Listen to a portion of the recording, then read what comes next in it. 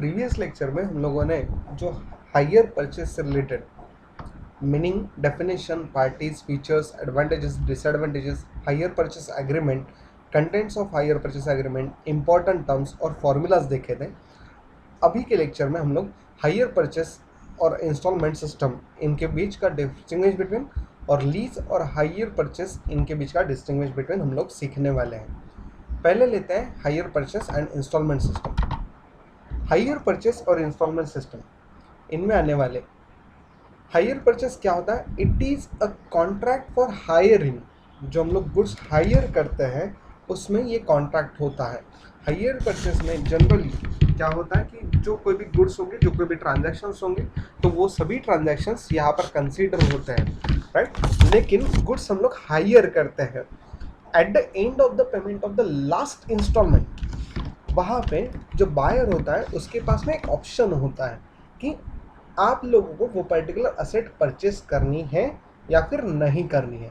जबकि instalment purchase जो होता है वो in fact it is the contract of sale, right. तो कॉन्ट्रैक्ट ऑफ सेल और इंस्टॉलमेंट ये जो है, इसमें क्या डिफरेंस है ये हम लोग आगे चल के और देखने वाला है। It is transferred by the seller to buyer only after payment of all instalment.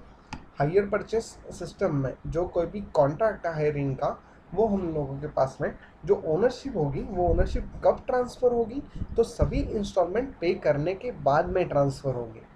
But while in case of installment, which is a contract of sale, the ownership is transferred by the seller to buyer immediately on signing the contract। जैसे कि हम लोगों ने पिछले lecture में Amazon और फ्लिपकार्ट पे cell होने वाले सेल के लिए जो हम लोग इंस्टॉलमेंट सिस्टम्स होती है, तो उन इंस्टॉलमेंट सिस्टम पे हमारे पास नॉर्मली जो लोग मोबाइल फ़ोन हो या फिर इलेक्ट्रॉनिक अप्लायंसेस हो, उन्हें परचेस करते हैं तो उनका बिल भी हमारे ही नाम से होता है, ओनरशिप हमारे नाम से होती है।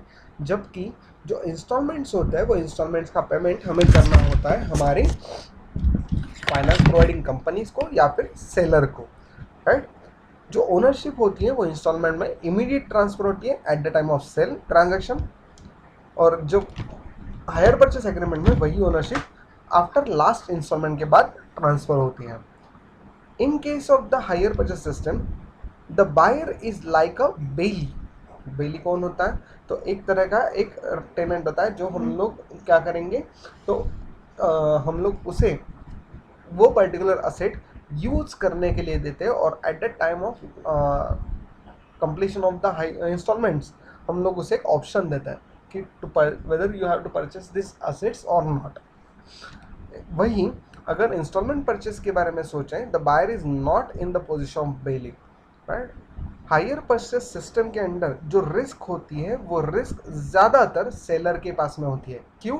क्योंकि ओनरशिप जो होती है वो ओनरशिप अभी भी सेलर की ही होगी, राइट। जो हमारा हायर परचेस सेलर होगा, हायर परचेस वेंडर होगा, अगर उसके पास ओनरशिप है तो ओनरशिप से रिलेटेड जो कोई भी रिस्क होगी वो सेलर को बेयर करनी होगी।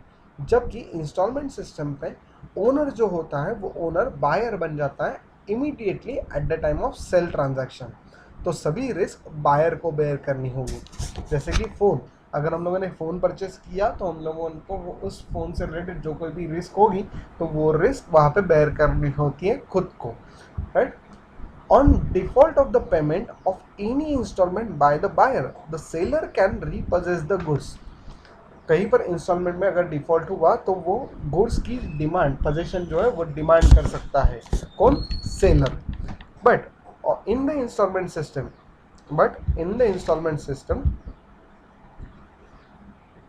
on default and payment of any installment by the buyer, seller cannot repossess the goods but can file a suit in the court of law against the buyer for the recovery of the unpaid price।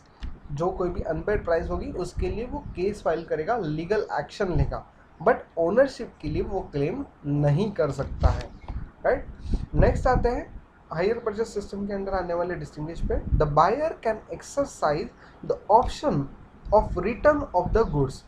Buyer के पास में अगर ownership ही नहीं है, वो सिर्फ उसे rent पे ले रहा है या फिर हायर कर रहा है, तो उसे वो गुड्स रिटर्न करने के वहाँ पे ऑप्शन होते हैं। जबकि इंस्टॉलमेंट सिस्टम में इस तरह का कोई भी रिटर्न ऑफ गुड्स का ऑप्शन नहीं होता है। हालांकि कुछ सेलिंग कंपनीज वहाँ पे रिटर्न पॉलिसीज प्रोवाइड करती है। अगर किसी कस्टमर को गुड्स परचेस नहीं करना है या फिर नहीं पसंद आए तो वो सर्टेन टर्म्स एंड कंडीशंस के साथ में उसे रिटर्न कर सकते हैं। हायर परचेस सिस्टम के अंडर आने वाले नेक्स्ट जो पॉइंट है, it is related to the buyer can not dispose the goods until the payment of last installment. If disposed, the third party buyer does not get a better title. Dispose मतलब क्या होगा? अगर कोई भी normal जो seller है उसने किसी एक को उस हायर पे गुड्स दिए हैं, तो उन गुड्स को अगर उसने ठीक से यूज़ नहीं किया बायर ने, तो मे बी जब कभी भी हायरर को रिटर्न करने का वक्त आएगा तो उसे रिटर्न करने के बाद साथ ही साथ में अगर हायर जो सेलर होगा उस सेलर को उसे किसी दूसरे को देना होगा, तब उस तरह की कुछ ज़्यादा दिक्कत वहाँ पे आ सकती है, राइट? या हायर परचेस सिस्टम में होगा।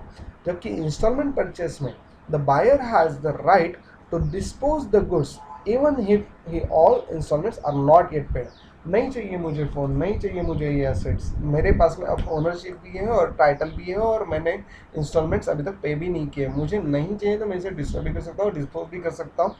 जिसके लिए may be non payment of installments के लिए जो सेलर होगा वो वहाँ पे क्लेम कर सकता है। अब इन सभी में जो पार्टीज इन्वॉल्व है वो डिस्टिंग्विश बिटवीन में नहीं आती, लेकिन पार्टीज इन्वॉल्वमेंट में जो हायर परचेस के लिए हायर परचेस सेलर होगा, हायर परचेस बायर होगा, जबकि इंस्टॉलमेंट परचेस में नॉर्मल बायर एंड सेलर होते हैं। और यही बायर और सेलर, इनके साथ में अगर सेलर इस तरह की कोई इंस्टॉलमेंट फैसिलिटीज़ नहीं प्रोवाइड करता है तो मे बी वहाँ पर इंस्टॉलमेंट फैसिलिटीज़ प्रोवाइड करने वाली एक third party, that is the finance providing agencies वहाँ पे इंक्लूड होती है, right? It is the difference between the hire purchase and instalment system. Next point है, it is the related the lease and hire purchase. अब lease and hire purchase क्या होता है? Lease के लिए हम लोगों ने प्रीवियस लेक्चर में कंप्लीट इन्फॉर्मेशन पढ़ी है, अगर आप चाहो तो वो वीडियो लेक्चर फिर से एक बार देख सकते हो। लीज के साथ हायर परचेस किस तरह से कंपेयर किया जाएगा? Ownership with the finance company and the lessor.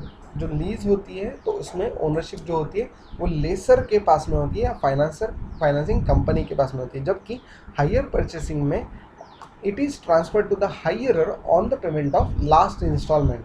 जो कोई भी बायर होगा उसे ट्रांसफ़र की जाती है वो ownership after the payment of last installment, तब तक वो पर्टिकुलर जो ओनरशिप होगी वो हमारी सेलर के पास में ही होगी।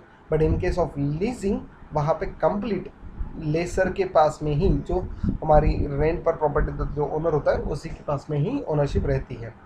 डेप्रिसिएशन के बारे में सोचें, the lessor and not the lessee is entitled to the claim the depreciation tax shield.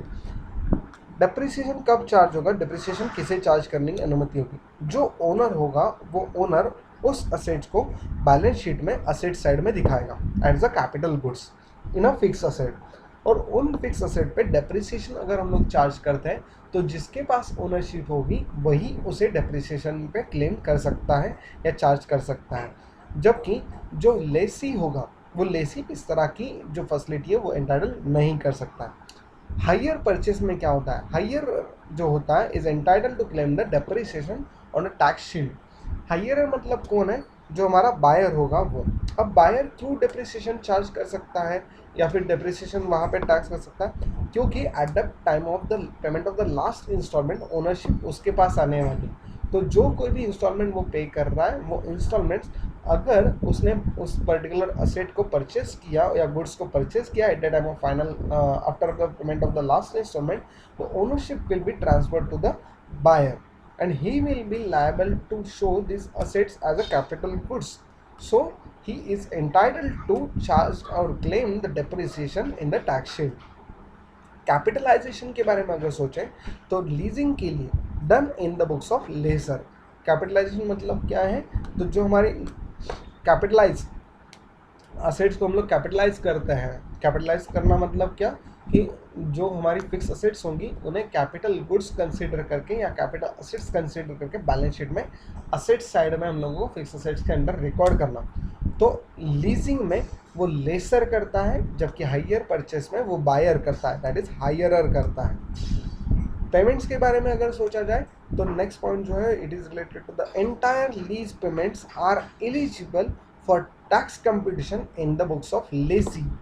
Lease agreement से रिलेटेड जो कैलकुलेशंस हैं ये हमारे वैल्यूज, तो उनको कैलकुलेट करते वक्त जो कैलकुलेशन पार्ट है, अगर आप चाहो तो अगले वीडियो लेक्चर्स आप उसमें देख सकते हो। But in case of IFS we need not to calculate the lease payments or any calculation part related to leasing or a hire purchase। Payments के बारे में जो बोला है उसमें लीजिंग जो होती है, एंटायर लीज पेमेंट जो होते हैं वो एलिजिबल फॉर टैक्स कंपटीशन। जितने भी लीज पेमेंट्स होंगे, लीज पेमेंट मतलब क्या होता है, एक तरह का रेंट होता है, तो रेंट हमारे टैक्स के लिए कंपटीशन में कंसीडर होते हैं एज अ नॉर्मल एक्सपेंडिचर, और उसे हम लोग प्रॉफिट एंड लॉस अकाउंट में चार्ज करते हैं। देन हायर परचेसिंग में only the hire interest is eligible for tax competition in the books of hirer. Interest क्यों पेमेंट होगा, हम लोगों ने कोई असेट परचेस की है तो उस असेट को परचेस करते वक्त हम लोगों ने इंस्टॉलमेंट सिस्टम से हिसाब से परचेस किया है। तो इन शॉर्ट हम लोगों ने किसी से फाइनेंशियल असिस्टेंस लिया है जिसके ऊपर हम लोग इंटरेस्ट पे करने वाले हैं। जो एक्चुअल प्रिंसिपल अमाउंट है वी आर कैपिटलाइजिंग इट, हम लोग उसे कैपिटल गुड्स में कन्वर्ट करने वाले हैं, right. But for the interest which is the finance cost, हम लोग उसे बेयर करने वाले हैं, तो it is finance related expenses, so we will consider it is in the P&L account as a finance cost।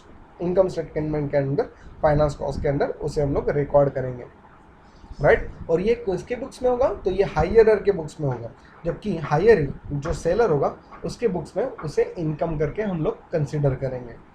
Magnitude used as a source of finance usually for acquiring the high cost assets such as machinery, ships etc।